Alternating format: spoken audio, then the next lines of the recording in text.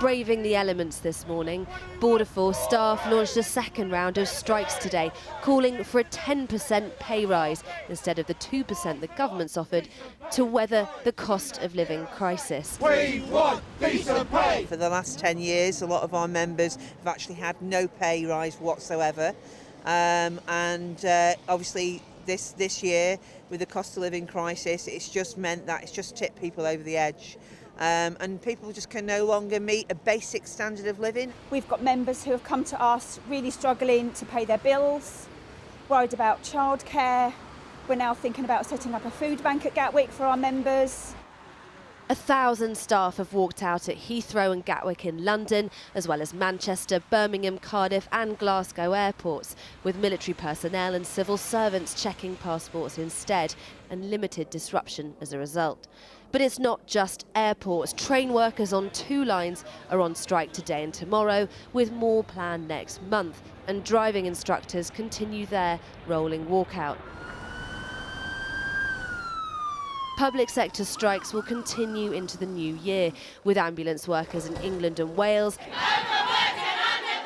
and nurses in England also on strike again in January, rejecting the 4% pay rise they've been offered.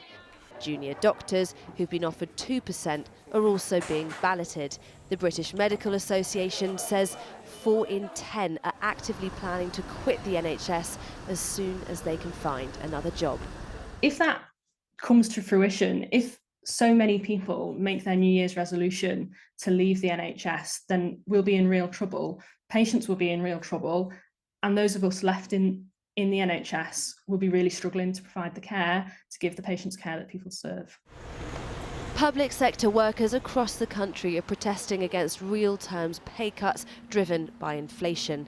But the government is digging in, saying the Prime Minister couldn't allow for double-digit pay rises and that it was up to employers and unions to reach a fair agreement.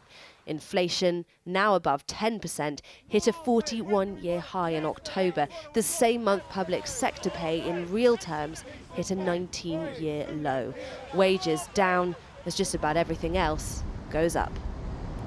And the Southwestern Ambulance Service has declared a critical incident, saying the Trust's ability to respond to patients is under extreme pressures.